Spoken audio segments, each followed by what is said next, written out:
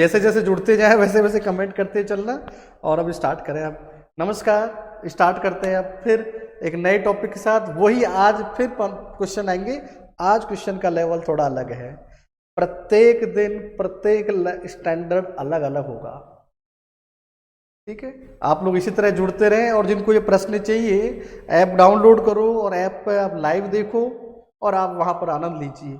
आप इसको रिकॉर्ड देखना है आपको, तो आपके ऑनलाइन कोर्सेज में सबको ये रिकॉर्ड मिल जाएगी क्लासें। ठीक है, और टेलीग्राम जो चैनल है वहां पर हमारे ये क्वेश्चंस आपको मिल जाएंगे। वहां अपने दोस्तों में शेयर भी कर सकते हैं और साझा भी कर सकते हैं उनके साथ बैठ के प्रश्नों को। ठीक है, और आगे बढ़ सकते हैं अपन लोग।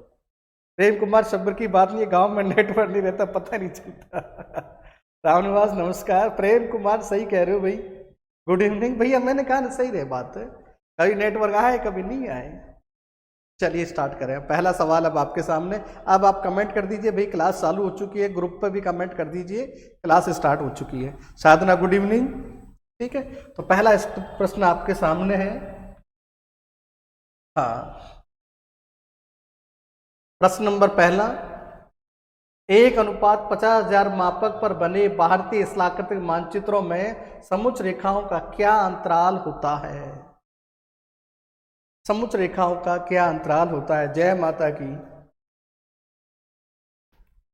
हाँ, क्या बात रवीना, स्टार्ट कर दिया हमने। चलिए नेक्स्ट। तो अब देखें, 1:50,000 मापक पर बने भारतीय स्थलाकृतिक मानचित्र समुच्च रेखाओं का क्या अंतराल होगा? पहला ऑप्शन आपके सामने है, 100 मीटर, 10 मीटर, 50 मीटर, 20 मीटर। चलिए। किरण का सवाल पहला, प्रमोद बी, कविता बी। और देखें, मैं हमेशा कहता हूँ ये रजिस्टर आप अलग बना लीजिए इसके लिए। ये आपके एग्जाम तक चलेगा और आपके लिए बूस्टर डोज का काम करेगी। सरकार कोरोना को आपको डोज दे रही है, नहीं दे रही है, लेकिन हम आपको स्कूल व्याख्याता नेट जो भी एग्जाम दोगे उसके लिए हम बूस्टर प्रोग्राम दे रहे हैं। देखें, एच टेट आने वाली है, बहुत जल्दी एच टेट आने वाली है। और हरियाणा में असिस्टेंट प्रोफेसर की वैकेंसीज आने वाली है, बहुत जल्दी आने वाली है। चलिए, वहां भी काम आएंगी चीजें। नमस्कार राजेंद्र कुमार, नमस्कार। काफी दिन हो गए आपसे हमें ये यहाँ पर कमेंट देखे हुए, धन्य हो गए हम लोग। सुंदरलाल सी, कविता बी, गायत्री सी, साधना सी। देखिए अब राजेंद्र, देखिए इनको अब। कविता बी, जगदीश डी। क्या बात है जगदीश, कुछ तो भूला करो भाई। डी ऑप्शन नहीं दिख रहा है? अच्छा, डी नहीं दिख रहा है क्या? ओके, अब दिख रहा होगा। ये लीजिए, अब डी दिख रहा होगा हमारा। वो आज सेटअप थोड़ा सा ऐसे ही कर दिया। तो 1:50,000 की मापनी में बने स्थलाकृतिक मानचित्रों में समुच्च रेखाओं का क्या अंतराल होता है? 100, 10, 50, 20। चलिए, राम राम जी, मोनिका। चलिए। हाँ रवीना, मुझे ये टॉपिक नहीं आता है सर। कोई बात नहीं, नहीं आता तो क्या फर्क पड़ता है, मेहनत कीजिए। मैं कुछ इस दुनिया में जब आया कुछ नहीं आता था मुझे। अब मुझे सारी रिश्तेदारी ज्योग्राफी की भी आती है, हिस्ट्री की भी आती है, पॉलिटिकल की रिश्तेदारी आती है, साइंस की भी आती है, मैथ की भी आती है। चलिए, अब आपका आंसर देखें किसका सही है। तो 1:50,000 के पर अब ध्यान देना, अब एकदम बिल्कुल कंसंट्रेट कर लेना। ये जो मापनी है, ये वाली 1:2.5 लाख वाली मापनी है। 1:2.5 लाख की मापनी पर ये समुच्च रेखाएं खींची जाती हैं। ठीक है, और दूसरी वाली जो समुच्च रेखा है, इसका आधा क्या हो गया? इसका आधा हो गया 1:1.25 लाख वाली है। ये लीजिए, 1 लाख सवा, ये लीजिए 1.25 लाख की मापनी है। ये लीजिए, तो 1.25 लाख के लिए 50 मीटर। इसका आधा ये कर दिया। अब इसका आधा क्या होगा? 50 का आधा 25 होगा। और इसका RF 1.25 लाख का आधा क्या हो जाएगा? लगभग 65 के आसपास। लेकिन मैंने इसको कर दिया 1:50,000। और 1:50,000 के लिए जो समुच्च रेखा बनाई जाती है वो 20 मीटर की बनाई जाती है। और 1:50,000 का आधा हो गया 25,000। 1:25,000 की जो स्केल है उस पर समुच्च रेखा रखी जाती है, 10 मीटर रखी जाती है। हाँ, लाइफ थोड़ी बिजी चल रही है, मैं भी समझ रहा हूँ राजेंद्र भाई। और चलनी भी चाहिए ना बिजी, लेकिन आप लोग आएंगे तो हमें भी लगेगा यस। चलिए नेक्स्ट, तो इसका आंसर है डी। अब आप देख लीजिए, डी आंसर है। क्या बात है प्रकाश सारन, मेरा सही हुआ है, क्या बात है, मिठाई बांट दीजिए, बहुत बढ़िया। चलिए अब देख लीजिए, पहला सवाल ही गलत हो रहा है। नेक्स्ट, और जितने भी अपने साथी हैं उनको कहिए आप जुड़ो तो ठीक है, नहीं जुड़ो तो ठीक है, ये आपका फायदा, मेरा कोई फायदा नहीं है इसमें। कोई सोच रहा हो कि सर का फायदा है इसमें, यूट्यूब पर चलता तो फिर भी मेरा फायदा था, मुझे कुछ मिलता, क्योंकि मैं तो अपने ऐप पर पढ़ा रहा हूँ। ठीक है, चलिए नेक्स्ट, आरती गुड इवनिंग। आरती आप भी काफी दिनों बाद, और सेकंड क्वेश्चन फिर आपके सामने। हाँ, अगर मापनी का मौलिक मापन से दुगना वर्धन कर दिया जाए, अब आपको दिख रहा नहीं दिख रहा है वो बता देना। अगर मापनी का मौलिक मापन से दुगना वर्धन कर दिया जाए तो दर्शाया गया क्षेत्र कितना हो जाएगा? दिलीप, ओ गुड इवनिंग दिलीप भैया, आपसे बात करनी है, करूंगा मैं। Monika good evening sir, okay भैया। चलिए 38 सवाल। हाँ चलिए बहुत बढ़िया, पहला सवाल, तीसरा सवाल है, वापस पढ़ देता हूं। अगर मापनी का मौलिक मापन से दुगना वर्धन कर दिया जाए तो दर्शाया गया क्षेत्र कितना हो जाएगा? चलिए अब आपका आंसर होना चाहिए। हाँ गुड इवनिंग हो रही, नमस्कार तो हो गए, अब प्रश्न के आंसर होने चाहिए। सुंदरलाल बी, केवल एक व्यक्ति का आंसर आया है, और कोई जरूर नहीं है सबका आंसर आया, नहीं आया कोई बात नहीं, गलत नहीं करना है, लेकिन गलत नहीं करना है, संशोधन कर देना है, लेकिन गलत नहीं करना। सी, मोनिका सी, क्या बात है, मोनालिका जो भी है, करतारमल गुजर, राम राम भाई साहब, राम राम। हाँ मोनिका सी, मनीषा बी, राजेंद्र सी, कविता देवेंद्र सी, प्रमोद सी। देखिए राजेंद्र आते ही झटका लग गया। प्रेम कुमार बी, कविता देवेंद्र सी। तो जहां आपका कॉन्फिडेंस हो वहीं आंसर दीजिए। प्रेम कुमार बी, देखिए अब बहुत चैट कम धीरे होगी ना, एक ने सवाल किया सर बहुत सिंपल सवाल, आज देखिए प्रकाश किसी ने कहा था ना सिंपल सवाल है, आप देखना। अब इसका सही आंसर देखना, हमने कहा है मापनी का, देखिए स्केल का, मैं आपको बता देता हूँ आज तरीका, आज के बाद गलत मत करना भाई। स्केल अनुपात में लिखी जाती है, अंश बटे हर में लिखी जाती है, कोई नहीं बताएगा आपको। सुमन शर्मा सी, प्रेम बी, कोई नहीं बताएगा आपको। तो ये है हमारी मापनी, इसको कहा मैंने दोगुना कर दी जाए, तो मापनी को मैं दोगुना कर रहा हूँ, ये लीजिए, तो मापनी दुगनी हो जाएगी तो क्या हो जाएगा 1/50,000। और जब क्षेत्रफल होता है ना भैया, क्षेत्रफल में दो भुजाएं होती है, एक्स एक्स, क्योंकि स्क्वायर में होता है क्षेत्रफल, और ये क्या हो गया एक्स स्क्वायर।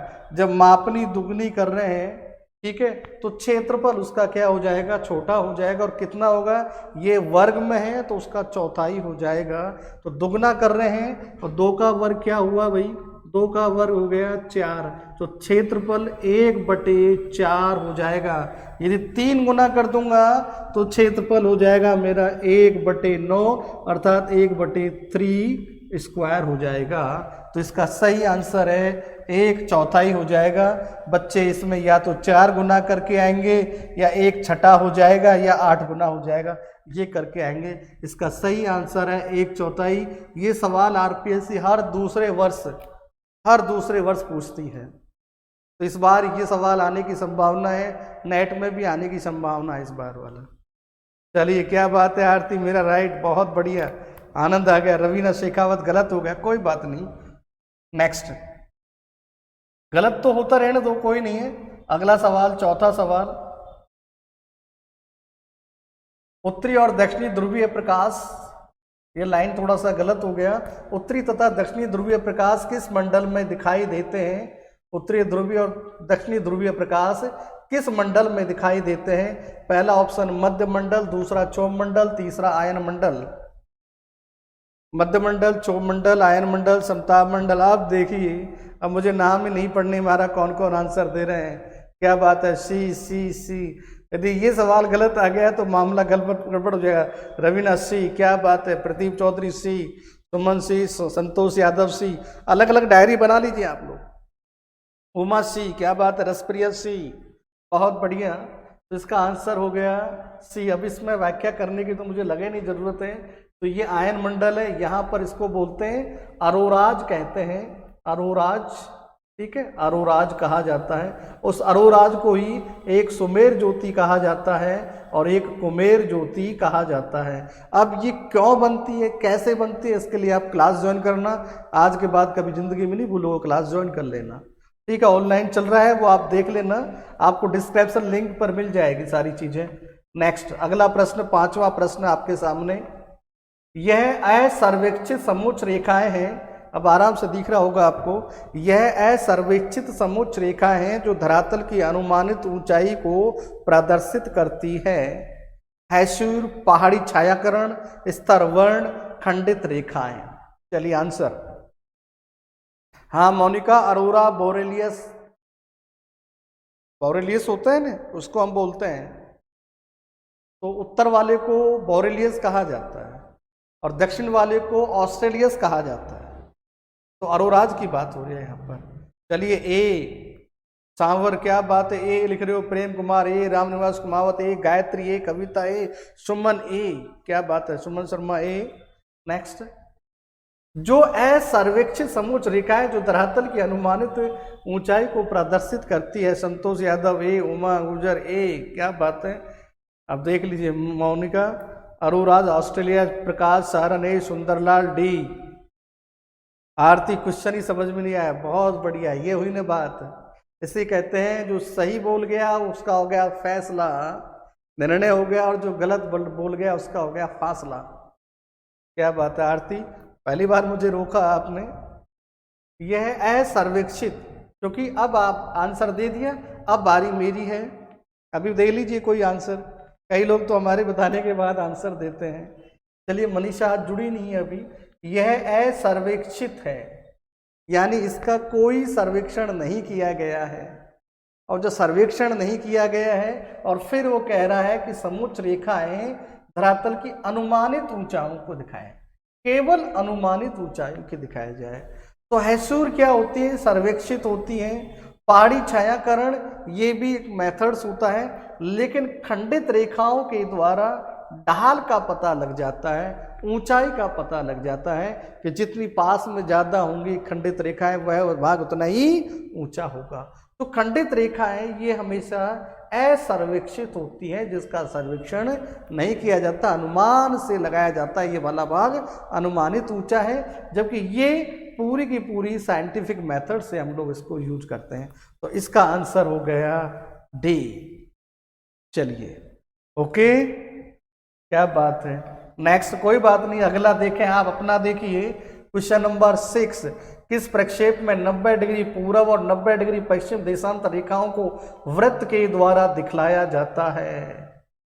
किस प्रक्षेप में 90 डिग्री पूर्व और 90 डिग्री पश्चिम देशांतर रेखाओं को वृत्त के द्वारा दिखलाया जाता? पहला ऑप्शन मौलविड, और दूसरा ऑप्शन लंबकोणीय ध्रुवीय खमद, तीसरा सिन्यूसाइडल, चौथा त्रिविमीय ध्रुवीय। ये त्रिविमीय है, ये त्रिविमीय ध्रुवीय खमद प्रक्षेप, क्योंकि जब फॉन्ट चेंज हो जाते हैं तो प्रॉब्लम हो जाती है।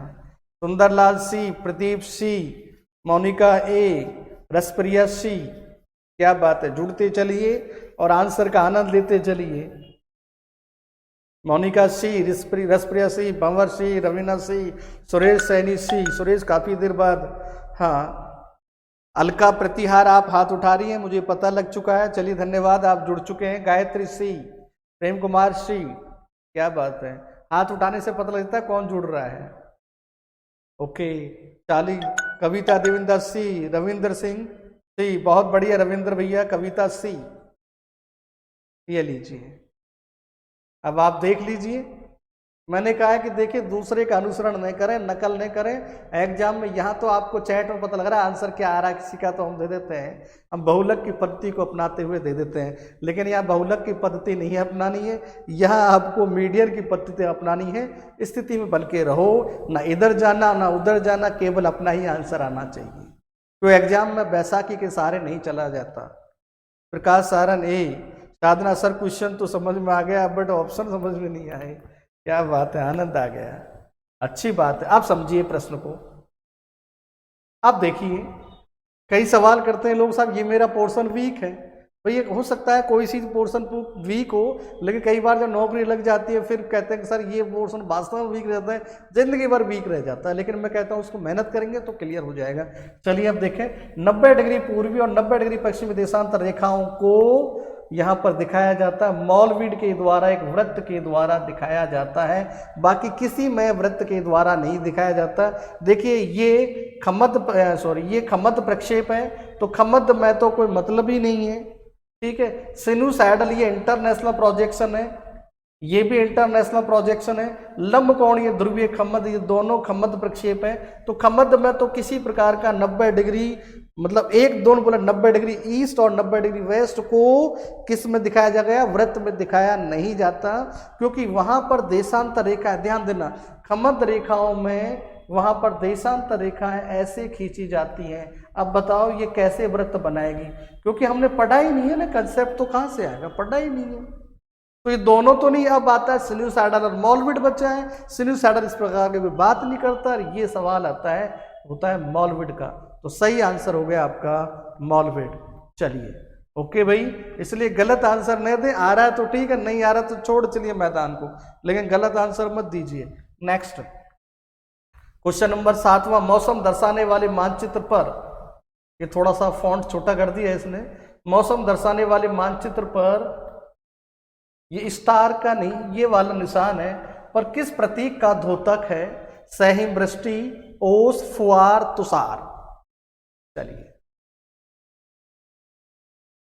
मौसम दर्शाने वाले मानचित्र पर ये किसका प्रतीक का द्योतक है? पहला ऑप्शन सहिम वृष्टि, दूसरा ओस, तीसरा फुआर, चौथा तुषार। प्रेम कुमार सी, सुंदर सी, देख लीजिए, ये केवल भूगोल की ही कार्यशाला है, मैं तो कार्यशाला कहता हूं इसको, कोई प्रश्नोत्तरी नहीं है, कार्यशाला। आप लोगों से संवाद हो रहा है, आप लोग प्रश्न पूछ सकते हैं, और यहाँ हम लोग आपको बताएंगे कैसे सवाल हल किए जाते हैं, एक एक रोज के नई पद्धति बताते हैं। सर मापनी दुगली वाला पर समझ में नहीं आया, बिल्कुल नहीं आया होगा, इसको दोबारा समझाएंगे किसी दिन आपको क्लास में। फर्स्ट टाइम देखें ये क्वेश्चन, कोई बात नहीं आरती। रविंद्र सिंह सी, मौसम दर्शाने वाले मानचित्र पर किसका द्योतक है? ये वाला प्रश्न देखिए, हम देखिए मेहनत करनी पड़ती है तब जाके प्रश्न आते हैं, नहीं आता है कोई बात नहीं। चलिए अब ध्यान देना, अब इसका आंसर क्या होगा? स हिम वृष्टि का सिंबल बना देता हूं, ये स यानी ऊपर से आ रही है, और ये हिम हो गया, क्योंकि हिम क्या होता है? क्रिस्टल होता है। क्या होता है? हिम क्रिस्टल, तो इसका निशान ये हो गया।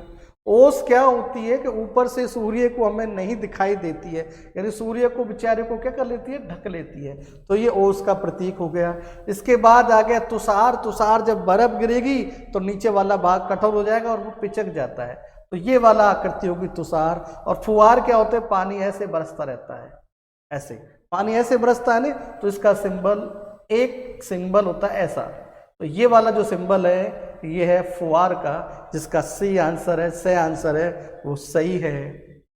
क्या बात है प्रकाश, 11वीं की बुक में बिल्कुल है भैया। मैंने कहा मेरा भी तो स्टैंडर्ड 11वीं 12वीं चल रहा है, जब मेरा बीए का स्टैंडर्ड चलेगा, पीजी का स्टैंडर्ड आएगा तो पता नहीं क्या हालत होगी लोगों की। नेक्स्ट 7वां क्वेश्चन नंबर 8, यह परिच्छेदिका है किसी स्थल रूप में क्षितिज रेखा दिखलाती है। यह परिच्छेदिका है, निम्न में से यह परिच्छेदिका है जो किसी स्थल रूप में क्षितिज रेखा दिखलाती है। थॉर्नथवेट यूज करता है भाई, सब लोग यूज करते हैं, आप भी तो यूज करते हो ना, बेचारे थॉर्नथवेट को क्यों बुलाओ, तो गए यार, आप यूज करो प्रेम कुमार। चलिए स्टार्ट करें आंसर। संक्रमक अध्यारोपित मिश्र प्रक्षेपित, रामनिवास ए। आरती एनसीईआरटी ज्योग्राफी के लिए बेस्ट है क्या? भैया मैं कह रहा हूं यदि ज्योग्राफी सीखनी है तो पहले आपको एनसीईआरटी पढ़ लीजिए, मैं कह रहा हूं आपको 50% आपको ज्योग्राफी आ जाएगी। मोनिका डी, प्रेम कुमार ए, विकास शर्मा ए, रामनिवास कुमावत ए, संतोष यादव सी। काफी देर बाद संतोष कमेंट आया आपका, मैं समझ रहा हूँ आप लोग जो सही है वही करते हैं क्या। अलका ए, मीरा ए, सावन सी, सावरम, सावरम है, मैं बोल नहीं पा रहा हूं आपका सबराम। हाँ चलिए, आरती डी,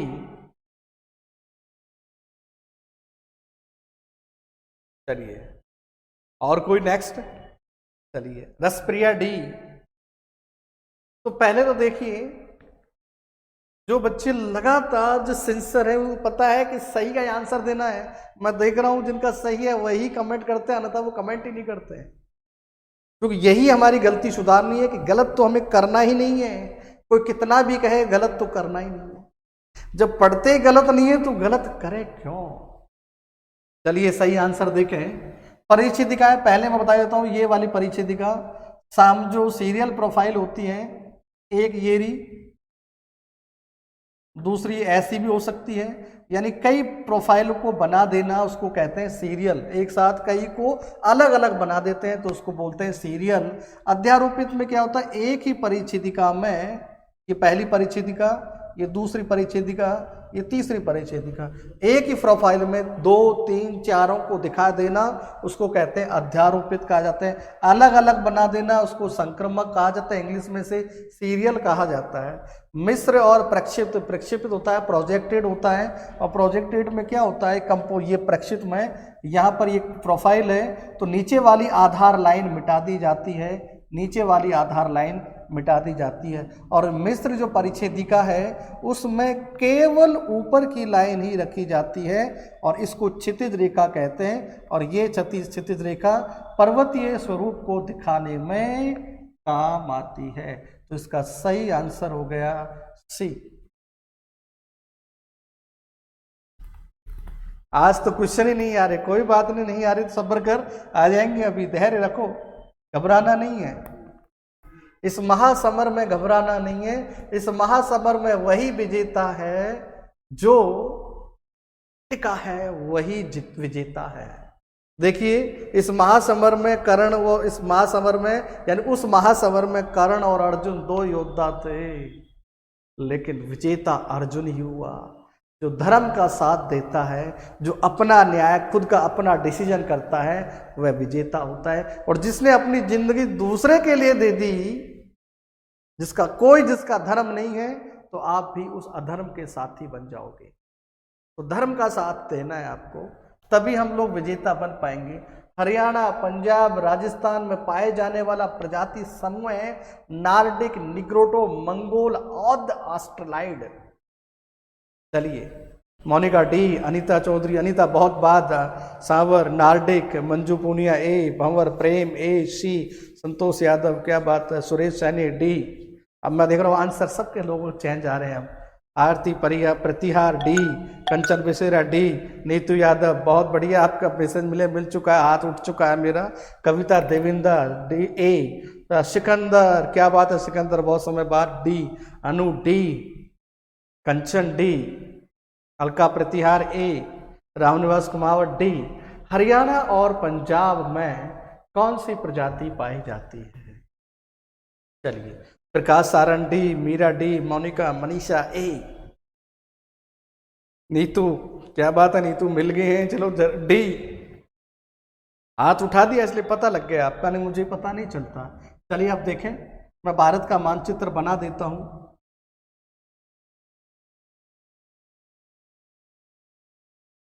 क्योंकि हमारे पास समय कम है तो मैं मैप स्टैबो का मैप बनाऊंगा, मेरा नहीं बनाऊंगा, मैं स्टैबो का मैप बनाऊंगा। ठीक है भाई, चलिए थोड़ा सा गलत हो गया, वापस बनाते हैं। स्टैबो का मैप बनाऊंगा क्योंकि स्टैबो से मैंने परमिशन ले ली है, आप भी परमिशन ले लेना स्टैबो से, फिर बना लेना।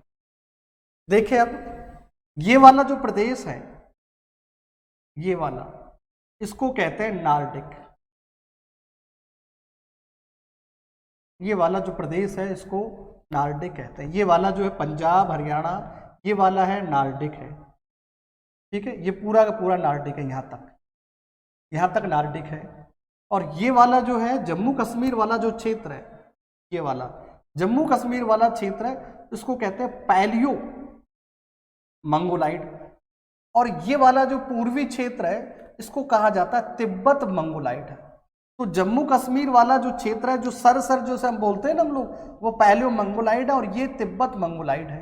तो मंगोलाइड की कहानी खत्म। ये नार्डिक है। और राजस्थान, गुजरात और ये वाला जो भाग है इस तरह का हम देखते हैं गुजरात जब बनाते हैं ये वाला, और राजस्थान का ये वाला भाग, तो इसको कहते हैं डेनारिक कहते हैं।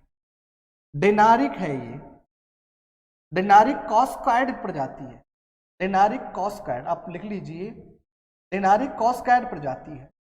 इसके बाद नीचे वाला आपका आता है ये वाला, इसको कहते हैं प्रोटो ऑस्ट्रलाइड। प्रोटो ऑस्ट्रलाइड कहा जाता है, ये लीजिए, प्रोटो ऑस्ट्रलाइड कहा जाता है। और इस वाले को, जो कि बिहार वाला जो क्षेत्र है, पूर्वी पश्चिम में, पूर्वी उत्तर प्रदेश और बिहार, इसको कहा जाता है मेडिटेरियन, भूमध्य सागरीय कहा जाता है। इस वाले को भी भूमध्य सागरीय कहा जाता है। और यहाँ पर ये वाली जनजाति, यानी तमिलनाडु वाले क्षेत्र में कुछ जनजातियां, और यहाँ पर वाली जो प्रजातियां हैं उनको क्या कहा जाता है, निग्रोटो कहा जाता है। तो उनको निग्रोटो कहा जाता है। ये प्रोटो ऑस्ट्रलाइड है, ये आपकी द्राविड़ प्रजाति है।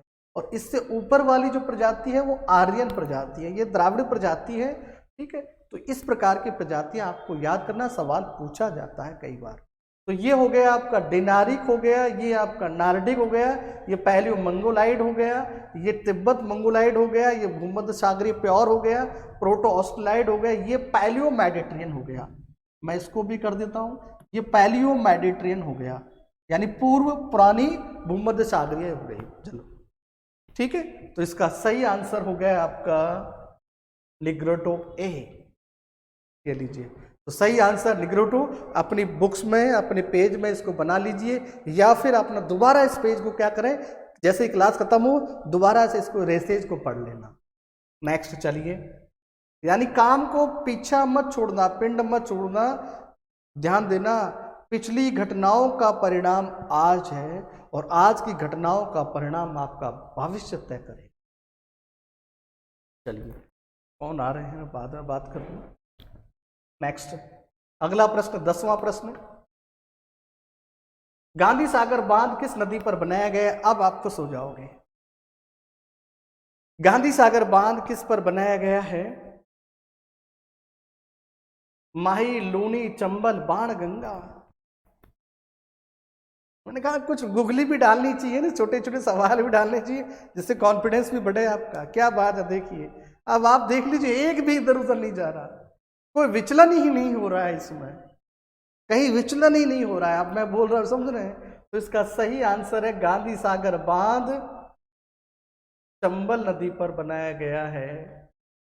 गांधी सागर बांध चंबल पर, और एमपी में है ये बांध, गांधी सागर बांध। और राणा प्रताप सागर आपको पता है चंबल पर भी है, जवाहर सागर वो भी चंबल पर है, माही पर है, माही बजाज सागर, माही बजाज सागर मैंने कहा ना ये वाला। और बाणगंगा पर तो होगा, और ये बाणगंगा हम लोग काफी दिन से आज बात कर रहे हैं, इसको वापस बोलना पड़ेगा, ये रुंडित है, इसका जो डेल्टा है रुंडित है। और ध्यान देना ये अंतः प्रवाही है। अब मैं आपको लिख देता हूँ, राजस्थान की बात हो रही है, ये अंतः प्रवाही नदी है, ये आपकी नियत वाही है। ये कौन सी है? आपकी नियत वाही है। देश की अधिकांश नदियां, मैं बोल रहा हूँ, देश की अधिकांश नदियां, भारत की अधिकांश नदियां मौसमी है, सीजनल रिवर यहाँ भारत में पाई जाती है, क्योंकि मौसम भी सीजनल है तो नदी भी सीजनल है। लूनी नदी भी मौसमी है, लेकिन ये कहाँ जाके गिरती है? आपने देखा है, ये अरब सागर वाला जो क्षेत्र है उसके वाटर साइड में जाके गिरती है। माही ये भी उसी के वाटर साइड में जाकर गिरती है। नेक्स्ट अगला सवाल, निम्नलिखित में से एक राजस्थान में से प्राकृतिक झील नहीं है। ये भी बड़ा सीधा सवाल है। हाँ, बाणगंगा रामगढ़ डैम बना लो, बिल्कुल ठीक है। 1970 मोनिका शर्मा, क्या बात है, याद भी है, बहुत बढ़िया। प्रेम कुमार डी, विकास डी, सब सही आ रहे हैं ये। तो यहाँ पर नक्की झील ये प्राकृतिक झील है, इसको क्रेटर झील भी कई बार किताब वाले कह देते हैं। पुष्कर भी आपकी झील है, सिलिसेड ये भी प्राकृतिक अलवर। ये फतेह सागर राणा फतेह सिंह ने उदयपुर में, उदयपुर के महाराणा ने, उदयपुर का जो महाराणा फतेह सिंह, उन्होंने इसे फतेह सागर बसाया था। ठीक है, चलिए नेक्स्ट क्वेश्चन नंबर 12वां। राजस्थान में यह जनजाति मुख्यतया, अब सवाल थोड़ा सा अब सोचना मजबूर हो जाएगा। राजस्थान में यह जनजाति मुख्यतः सिरोही, पाली तथा उदयपुर जिलों में पाई जाती है। बहुत बढ़िया, अब आंसर दीजिए। भील, मीणा, गौंड, ग्रासिया।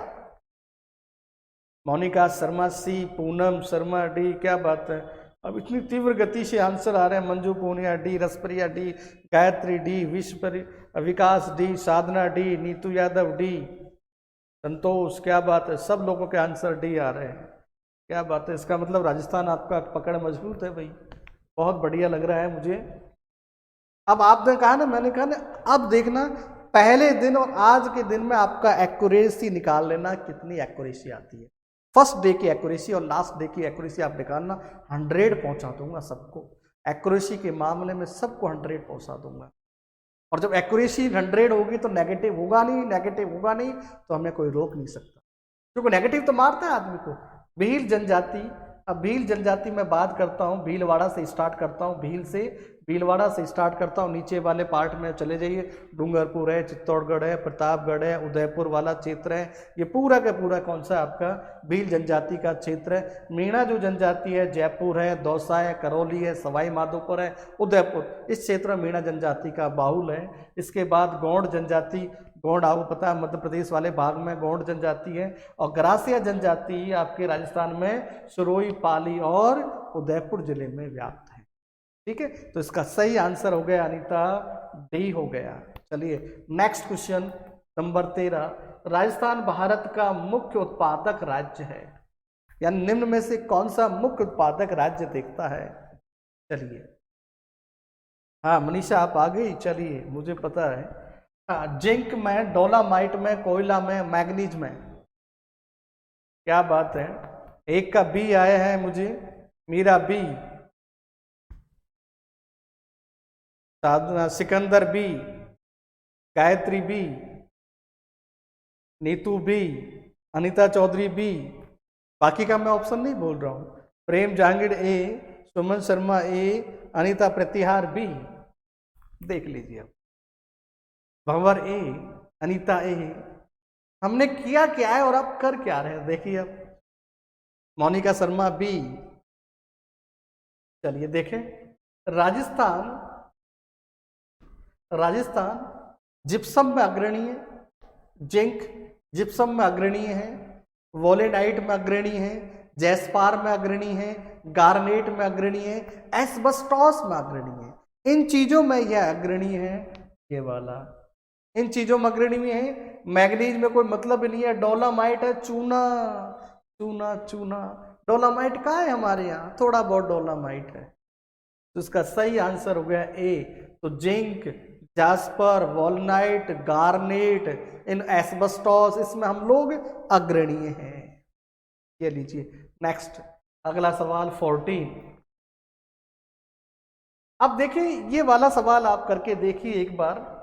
तालाब द्वारा सिंचाई कहाँ प्रचलित नहीं है, तालाब द्वारा सिंचाई कहाँ प्रचलित नहीं है। पहला भरतपुर, धौलपुर, गंगानगर, पाली। चलिए, और देखिए इसका मैंने कंसेप्ट आज पढ़ा चुका, मैंने कोई फैक्ट नहीं लिखवाया, फिर भी कंसेप्ट में हो गया कंप्लीट। उमा ए, कोई कंसेप्ट नहीं लिखवाया मैं। विकास सी, अनु सी, सावराम सी, भंवर सी, संतोष यादव सी, प्रमोद जांगीर सी, मोनिका सी। अब देखिए, ध्यान देना आप चीजें। सुमन शर्मा सी, अनीता चौधरी सी। आज जिसने कंसेप्ट पढ़ा है ना, वो कोई गलत नहीं करेगा। साधना सी। देखिए, जो बांगर प्रदेश होता है, ध्यान देना, उस बांगर प्रदेश में सबसे ज्यादा नलकूप से सिंचाई होती है। और नहर सुविधा हो गई तो नहर से सिंचाई हो गई बांगर प्रदेश। और जो नीचे वाला जो भाग है, खादर का पार्ट है, तराई का पार्ट है, वहां पर तालाब से सिंचाई होती, वहां पर तालाब से सिंचाई होती। तो ना तो भरतपुर खादर है, ना धौलपुर खादर है, और ना ही पाली खादर है। गंगानगर जो है ये बांगर है पूरी तरह से, और गंगानगर बांगर है, और बांगर में हमेशा सिंचाई जो होती है नहर से और नलकूप से। मात्रा सबसे ज्यादा नहर की है, नहर नहीं होती तो नलकूप से होती है पर सिंचाई। अतः इसका सही आंसर है गंगानगर। पाली में भी तालाब से, धौलपुर में भी तालाब से, भरतपुर में भी तालाब से, क्योंकि कई, अब मैं देखिए मैं आपको ले चलता हूँ, जयपुर में दौसा में थोड़ी बहुत बरसात हो जाएगी ने तो भरतपुर में बाढ़ आ जाएगी। ये भारत राजस्थान का खादर वाला पार्ट मैं कह सकता हूँ, ये राजस्थान का थोड़ा सा खादर वाला पार्ट है। धौलपुर भी थोड़ा बहुत खादर वाला पार्ट है, लेकिन वहाँ की स्थिति ऐसी है कि वहाँ नहर से सिंचाई नहीं, नलकूप से नहीं, तालाबों से होती है। धौलपुर में भी, पाली में भी तालाबों से सिंचाई होती है। मीठा बांध भी कहते हैं हम लोग वहाँ पर पाली को। आपके सवाल आगे जाके मिलेगा सवाल। चलिए इसका सही आंसर हो गया सी। बहुत बढ़िया।